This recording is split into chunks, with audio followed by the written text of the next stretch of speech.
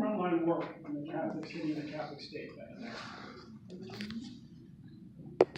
Granddad would go on to be a probation officer in the city of Baltimore for 30 years.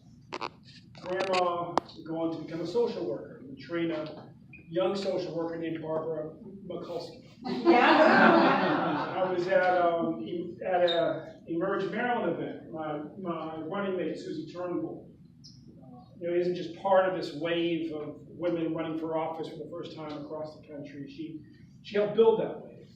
She was vice chair of the DNC under Howard Dean. She was chair of the Maryland Democratic Party in 2010, when we turned out 125,000 more Democrats than we did in 2014, and only won by 63,000 votes.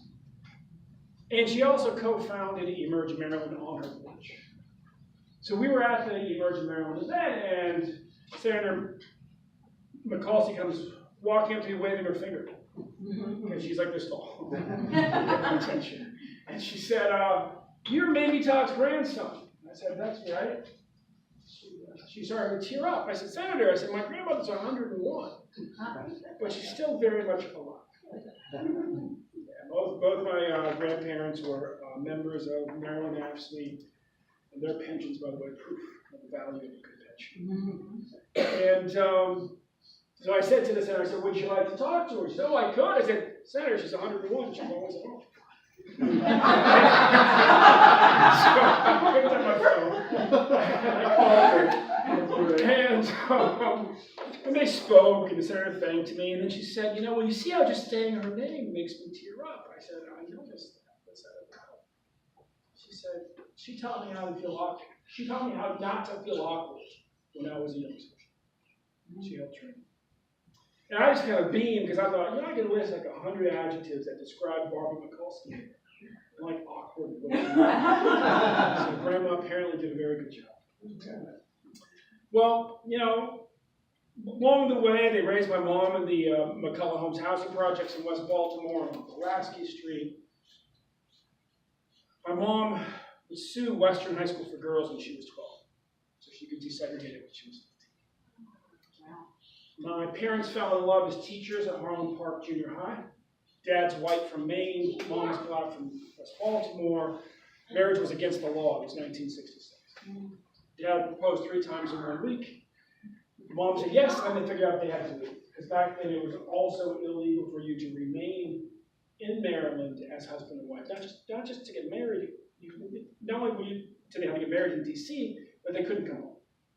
The sheriff could come right into your bed to prove his case, as they had done in the Loving case in Virginia a few years earlier, which was moved to the court. So Dad looked at Mom and said, "We already got Loving versus Virginia. We don't need Jealous versus Maryland too." And they were in the way. So I grew up summers in West Baltimore, frying eggs on the sidewalk, and school years in Northern California surfing. Kind of a different childhood. But now you know why I live in Pasadena on the water. I stand up paddle from the backyard. So a generation after that, there they were at Dulles Airport waving goodbye to me as I flew off to Oxford, England to be a Rhodes Scholar. That's the way that our state is supposed to.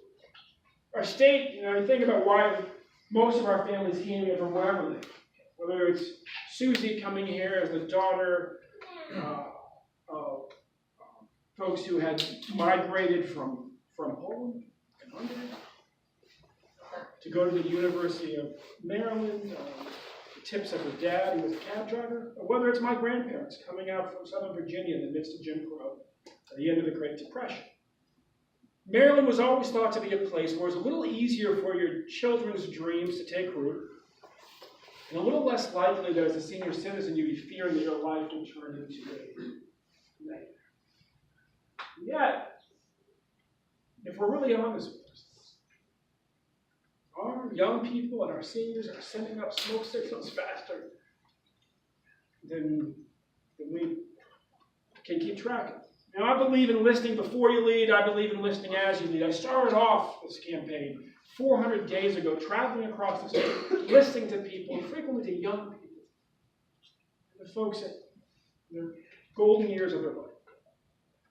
Went back to the McCullough Homes housing projects where my mom grew up. Talked to a boy about the same age she was when she left, 7, 8 years old. So what do you want from the next governor? He looked at me plainly and said, I've seen too many dead men. And his mom mentioned that sometimes when he runs around the corner coming home from school, he literally has to jump rope for some reason. I looked down on that boy's little hoodie. He had a silk screen of a skull with headphones. Perfect metaphor for growing up with CTSD. See, you don't get the privilege of having PTSD unless you get to leave the war zone. When the war zone is home, you have continuous traumatic stress. Then I'm on the Eastern Shore, Talbot County. Upper middle class family, big house, big backyard, 100 people, turn the lights up, little blonde, 13-year-old girl, a year older than my daughter, walks up to me with a tennis racket. And all she wants to talk about are the 3 friends she has buried in the last 12 months because they became addicted to opiates. At 13? In her high school.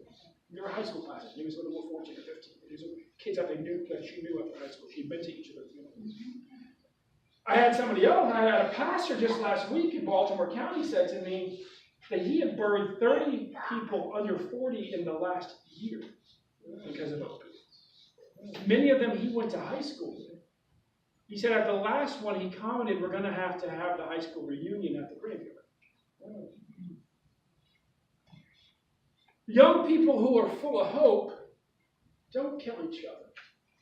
Young people who are full of hope don't kill themselves, certainly not with painkillers. Just think about it. And then you look at our seniors. Me, the chairman of my campaign, case in point. Grew up in public housing, went to Morgan State University, went to the Wharton School of Business, later got his PhD. Lifelong entrepreneur. Made one bad bet before the recession. His last job, almost 80 years old, washing dishes at the Horseshoe Casino for $10 per hour to pay his wife's pharmaceuticals. To pay his wife's pharmaceuticals. That's not possible in any other Western democracy. Just think of it. So why am I running for governor? I'm running for governor not because I need a job. I invest, I teach public policy. No, I'm running for governor because of a vision. We can finally fully fund our schools. We've known at least since Thurgood Marshall was bringing cases in the courts that until we fully funded our schools, the theory of education actually works right. We've got to make sure that we have universal pre-K so all of our kids show up to kindergarten ready to go. We've got to raise teaching back to being a first-class profession. You look at the best public education systems on the planet, and they can have very different teaching styles. Norway and Korea couldn't be more different in how they train their kids. But what do they have in common besides great outcomes for their kids? They put teaching on the same level as being a lawyer or a doctor in their culture. And in America, there's no way to do that without paying people a competitive wage. In D.C., teachers start out $20,000 a year higher than they do in Maryland. D.C., they start at $65,000, Maryland is $44,000.